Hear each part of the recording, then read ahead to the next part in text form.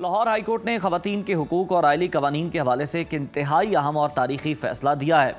फैसले के मुताबिक सिर्फ खुला का दावा दायर करने से बीवी का हक महर खुदकार तौर पर ख़त्म नहीं होता, बल्कि अगर शौहर की जानिब से जुल्म और सितम साबित हो जाए तो खातून अपने पूरे हक महर की कानूनी हकदार रहेगी। लाहौर हाई कोर्ट के फैसले में ये बात भी वाज़ेह की गई है कि महज जिस्मानी तशद्दुद ही नहीं बल्कि जहनी, जज्बाती, ज़ुबानी और मौशी तशद्दुद भी जुल्म के ज़ुमरे में आता है और इसको साबित करने के लिए किसी मेडिकल रिपोर्ट या FIR का होना लाजमी नहीं है, बल्कि बीवी की काबिल एतमाद गवाही ही काफ़ी हो सकती है। इस अहम फैसले के फैमिली कोर्ट्स के तरीक़ेकार, खातीन के हुकूक और शौहर की कानूनी जिम्मेदारियों पर क्या असरात मुरतब होंगे, इसी पर रहनुमाई के लिए हमें ज्वाइन किया है नाम कानून बैरिस्टर अमरीन कुरैशी साहिबा ने। बहुत शुक्रिया अमरीन साहिबा, आपके वक्त का वेलकम। कहिएगा कि लाहौर हाई कोर्ट का ये फैसला कि खुला दायर करने से हक महर खुदकार तौर पर ख़त्म नहीं होता, पाकिस्तान के रिवायती फैमिली लॉ और ख़वातीन के हुकूक के हवाले से कितना बड़ा ब्रेक थ्रू है?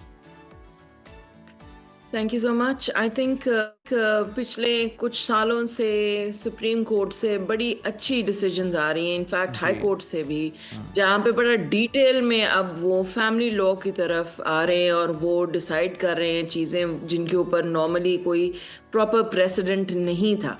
और इस केस में हक महर के अलावा एक और चीज़ जो मैं हाईलाइट करूँगी कि इन्होंने डोमेस्टिक वायलेंस को की जो एग्जाम्पल्स हैं उसको इंक्रीज भी किया है, और सिर्फ ये नहीं कहा कि फिजिकल वायलेंस जो है डोमेस्टिक वायलेंस के जुमरे में आएगी, इसमें मेंटल और फाइनेंशियल जो है उसको भी रिकग्नाइज किया है, जो बहुत इंपॉर्टेंट है आपकी जो कॉन्स्टिट्यूशनल राइट्स हैं और जो इंटरनेशनल ट्रीटीज हैं जो पाकिस्तान ने साइन किए हुए हैं, उसको देखते हुए उन्होंने कहा है कि खुला का हक जो है वो ऑटोमेटिकली अगर कोई एक औरत लेती है जो उसको एक मिलता है, उससे आप पीनलाइज नहीं कर सकते उसको, और आप उसको ये नहीं कह सकते कि उसको हक महर जो है वो देना नहीं पड़ेगा आदमी को। सो आई ये बहुत प्रोग्रेसिव स्टेप है। इसमें ये चीज़ ज़रूर है कि आपको ये नज़र आएगा कि होपफुली कि इसको जो पीनलाइज जिस तरीके से औरतों को करते हैं खुला के मामलों में, अगर आप अदालतें चले जाएं, सबसे पहले अगर क्वेश्चन आता है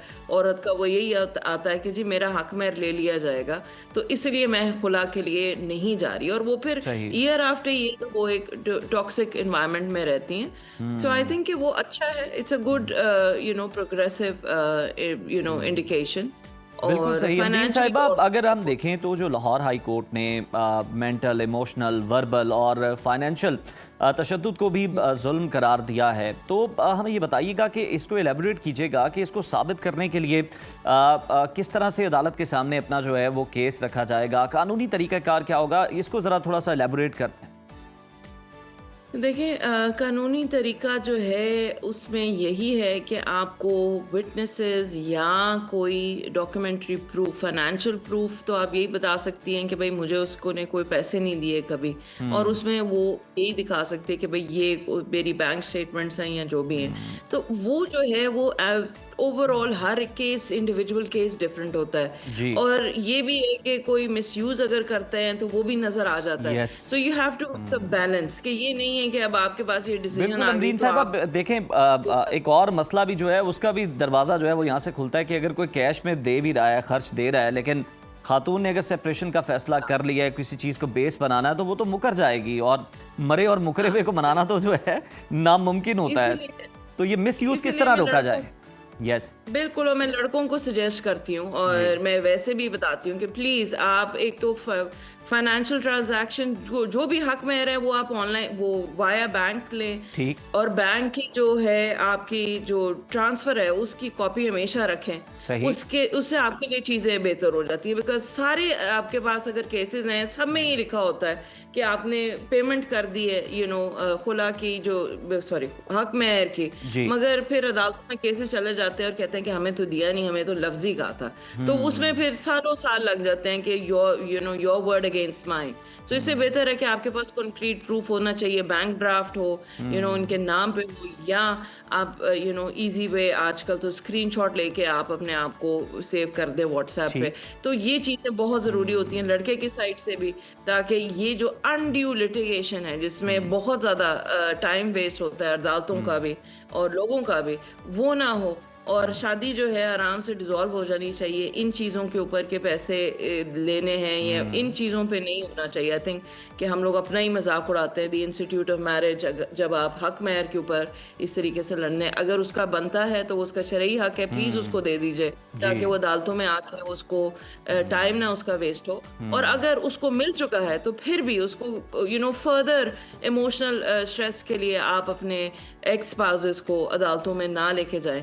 आई थिंक ये भी बहुत इंपॉर्टेंट एस्पेक्ट है फैमिली लॉ का, जहाँ पे एक दूसरे को विंडिक्टिव होने पे वो केस पे केस फाइल कर रहे हैं, तो वो चीज जो है वो उसके ऊपर भी हमें देखना चाहिए। बिल्कुल, दोनों को इस चीज़ का ख्याल रखना चाहिए और अगर सेपरेशन हो भी गई है किसी भी तरीके से तो ग्रेस शो करनी चाहिए आपको। और मेरी अमरीन साहिबा, अगर देखें तो आपकी इन चीज़ों पर बहुत कमांड है। अगर कोई ख़वातीन जो है वो आपको देख रही हैं, सुन रही हैं इस वक्त, कहीं ना कहीं वो ज़हनी या जज्बाती तशद्दुद का शिकार हैं, जुल्म का शिकार हैं, किस तरह से उन्हें रिपोर्ट करना चाहिए? उनके ज़हनों में भी सवाल हैं कि हम किस तरह ये साबित करेंगे, क्या किसी साइकोलॉजिस्ट का सर्टिफिकेट है, बहुत सारी चीज़ें माइंड में आ रही होती हैं।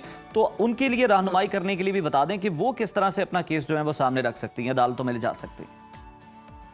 देखिए, जो फिजिकल अब्यूज होता है, हमेशा जब भी आपके साथ कोई फिजिकल हो तो सबसे पहले आप एक सरकारी अस्पताल जाएं और वहाँ पे अपना जो मेडिको लीगल जो सर्टिफिकेट है वो आपके पास होना बहुत ज़रूरी है। प्राइवेट हॉस्पिटल्स पे हो भी जाता है मगर वो इतना स्ट्रांग नहीं है जितना आप एक सरकारी अस्पताल में जाएंगे।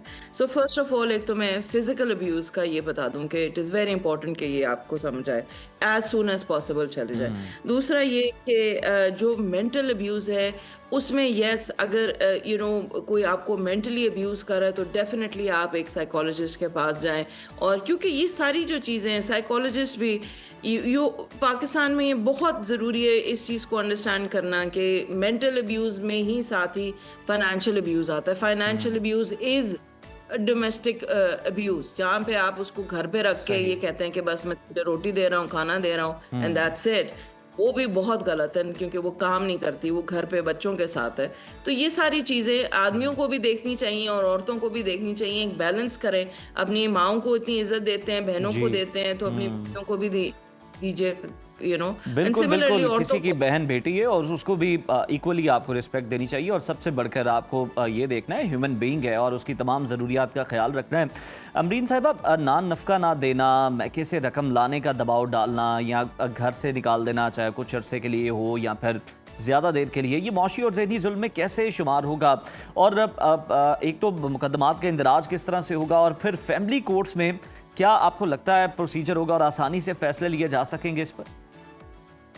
हाँ जी, बिल्कुल। आपका सूट फॉर मेंटेनेंस जो है वो फाइल होता है और उसमें दो चीज़ें हैं। एक वो कि एक औरत वो जहाँ पे, क्योंकि हम ये इस वक्त औरतों के वो बात करें स्पेसिफिक, जिनके बच्चे हैं तो उनके लिए आसान होता है। जैसे ही दूसरी पार्टी अपना जवाब देती है तो फौरन मेंटेनेंस लाजमी है जज को लगाना, ठीक है। मगर अगर बच्चे नहीं हैं और वो मेंटेनेंस मांग रही है तो फिर अदालतों में मुश्किल होती है।